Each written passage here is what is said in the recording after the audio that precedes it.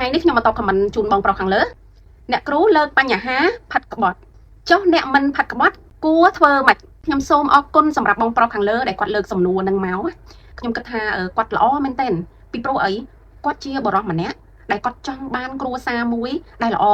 ឬក៏គ្រួសារគាត់ល្អហើយប៉ុន្តែគាត់ចង់ឲ្យគ្រួសារគាត់កាន់តែល្អនិងថែរក្សាសុភមង្គលឲ្យបានល្អហើយយូរអង្វែងតទៅគាត់លើកសំណួរនេះមកអញ្ចឹងថ្ងៃនេះខ្ញុំលើកយក6ចំណុចដែលអាចជួយគ្រួសារមួយឲ្យមានសុភមង្គលយូរអង្វែងតទៅ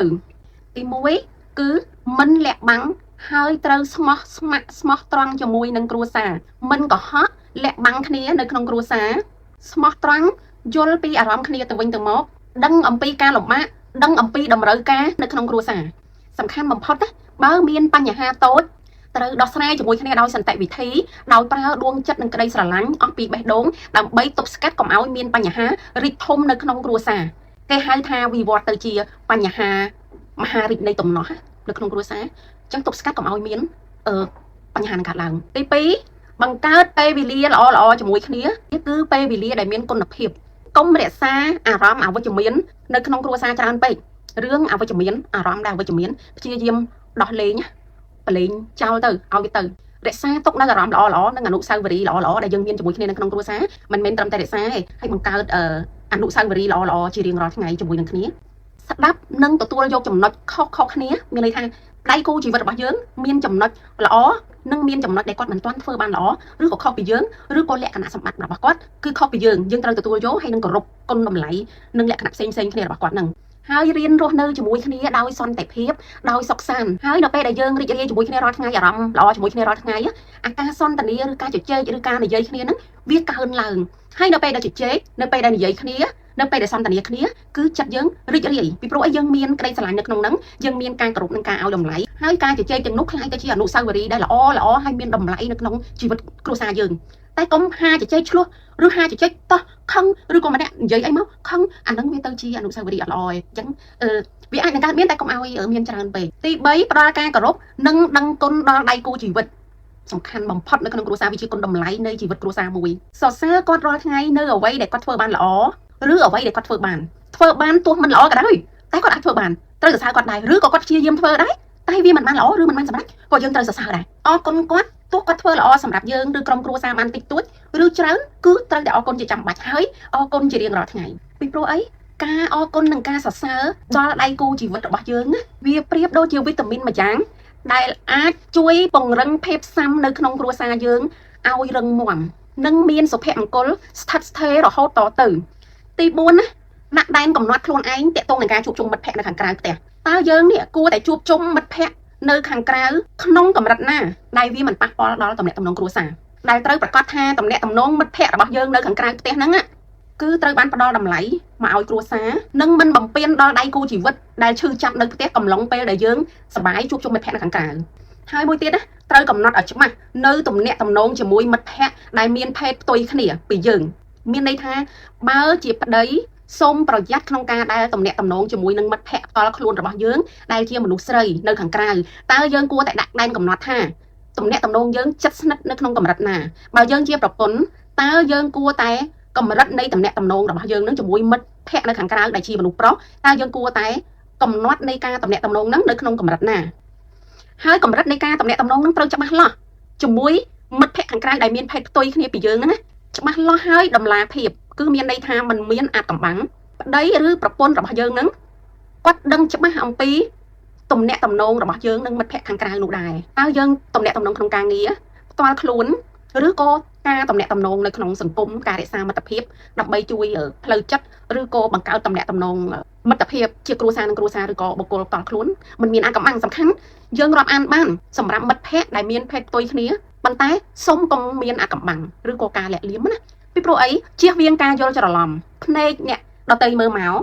ឬក៏សង្គមមើលមកឬក៏វាអាចប៉ះពាល់ដល់អារម្មណ៍ឬក៏ទំនាក់ទំនងនៅក្នុងគ្រួសារឬក៏អាចទំនាក់ទំនងនោះវាកាន់តែស៊ីជម្រៅទៅវាធ្វើឲ្យមានវិបត្តិយ៉ាងធ្ងន់ធ្ងរដល់គ្រួសាររបស់យើងទី5ទំនាស់នៅក្នុងគ្រួសារត្រូវតែដោះស្រាយប្រកបដោយវិជ្ជាជីវៈមិនមែនដោះស្រាយដោយអារម្មណ៍ឈឺចាប់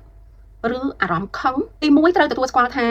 ទំនាស់នៅក្នុងគ្រួសារគឺជារឿងធម្មតាពិភពលោកនេះគ្រួសារណាក៏មានទំនាស់ដូចយើងដែរតែអ្វីដែលអស្ចារ្យនោះគឺដោះស្រាយដោយវិធីណា ទៅគ្រួសារទទួលបានសុភមង្គលតរៀងទៅកុំប្រើពាក្យដែលនាំឲ្យដៃគូជីវិតយើងឈឺចាប់ជាដាច់ខាតទោះយើងកំពុងឈឺចាប់កុំរិះគន់ដាក់ទោសឬចាប់កំហុសធ្ងន់ធ្ងរពេកនៅអ្វីដែលគាត់បានប្រព្រឹត្តហួសហើយតែអ្វីដែលសំខាន់ណាមកផ្ដោតលើដំណោះស្រាយនៅពេលដែលមានដំណោះនៅក្នុងគ្រួសារយើងអាចគ្រប់គ្រងកំហឹងបានហើយគ្រប់គ្រងអារម្មណ៍ឈឺចាប់យើងបាន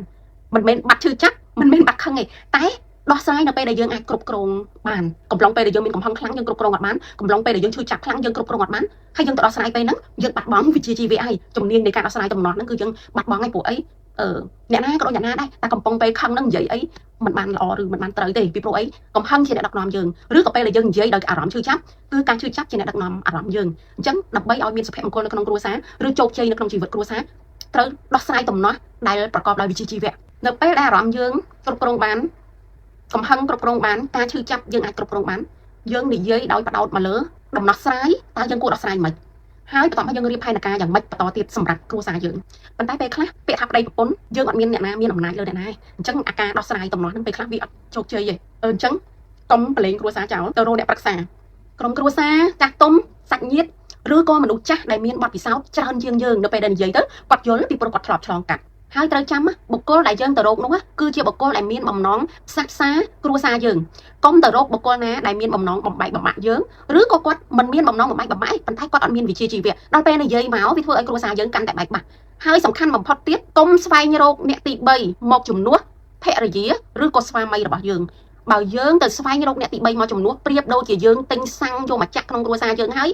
យកភ្លើងមកដុតបំផ្លាញគ្រួសារយើងចោលតែម្ដងទី6រៀបចំផែនការជីវិតរួមគ្នាត្រួតពិនិត្យទៀងទាត់និងប្រឹងប្រែងអភិវឌ្ឍគ្រួសារមានបានទាំងអស់គ្នាជោគជ័យទាំងអស់គ្នាណារឿងលុយកាក់អីយើងរៀបចំជាមួយគ្នាយើងដាក់រួមគ្នាដែលប្តីដឹងប្រពន្ធដឹងហើយយើងការចំណាយចំណូលនៅក្នុងគ្រួសារយើងដឹងទាំងអស់គ្នាហើយនឹងមានទ្រព្យដោយឡែកមានទ្រព្យប្តីផ្សេងឬក៏ប្រពន្ធផ្សេងបើយើងគិតអំពីទំនៀមទម្លាប់ខ្មែរយើងគឺមានន័យថាប្តីគាត់រកលុយរកកាក់បានមកគាត់ទុកដាក់នឹងប្រពន្ធប៉ុន្តែក្នុងសម័យបច្ចុប្បន្ននេះយើងបត់បែនទៅតាម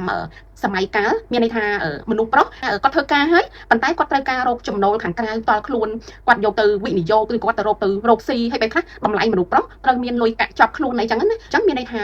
គាត់អាចមានលុយប្តីផ្សេងលុយប្រពន្ធផ្សេងហើយលុយរួមផ្សេងប៉ុន្តែសំខាន់លើការជជែកចរចាគ្នាថាតើយើងគួរតែទុកដាក់យ៉ាងណាដើម្បីឲ្យគ្រួសារយើងរីកចម្រើនហើយជោគជ័យទាំងអស់គ្នាហើយគុណតម្លៃហើយនឹងការគោរពនឹងឲ្យតម្លៃគ្នាការយល់ព្រមជាមួយនឹងគ្នាកុំឲ្យមកខាងអន់ចិត្តឬក៏មកខាងខឹងឬក៏មកខាងមិនពេញចិត្តអីយើងជជែកគ្នានៅក្នុងគ្រួសារទៅហើយផែនការគ្រួសារគឺក្នុងការដែលយើងពិនិត្យផ្ទៀងផ្ទាត់ជាប្រចាំឆ្នាំឬក៏គ្រប់ពេលដើម្បីឲ្យយើងដឹងថាអូយើងនៅមានចំណុចខ្វះខាតត្រង់ណាហើយចំណុចកែប្រែត្រង់ណាបើសិនជាស្វាមីផ្ដល់យោបល់ភរិយាក៏ទទួលយកឬក៏ភរិយាផ្ដល់យោបល់ក៏ស្វាមីទទួលយកឬក៏ចំណុចខ្លះយល់ឃើញខុសគ្នាតែបើវាមិនប៉ះពាល់ដល់គ្រួសារឬសង្គមទេយើងគោរពឲ្យតម្លៃគ្នាទៅយើងគោរពនៅគុណតម្លៃគ្នាទៅហើយសំខាន់បំផុតគឺយើងរកចំណុចរួមតើយើងគួរតែអភិវឌ្ឍគ្រួសារយើងឬក៏ផែនការគ្រួសារយើងជាមួយគ្នាទៅមុខយ៉ាងម៉េចទៀតសំខាន់បំផុតគឺទាំងស្វាមីទាំងភរិយាគឺនៅក្នុងគ្រួសារមួយដែលមានសុភមង្គលសំខាន់គឺឪពុកម្ដាយឬក៏ស្វាមីភរិយានឹងរស់នៅជាមនុស្សដែលមានតម្លៃសម្រាប់ខ្លួនឯងសម្រាប់គ្រួសារសម្រាប់សង្គមហើយនឹងប្រទេសជាតិទាំងមូលពីព្រោះអីនៅពេលដែលឪពុកម្ដាយរស់នៅមានតម្លៃហើយនឹងជាគំរូដល់កូនវាជាផ្នែកមួយនៃសេចក្តីថ្លៃថ្នូរដែលបន្តវេនទុកឲ្យកូនរបស់យើងផងដែរ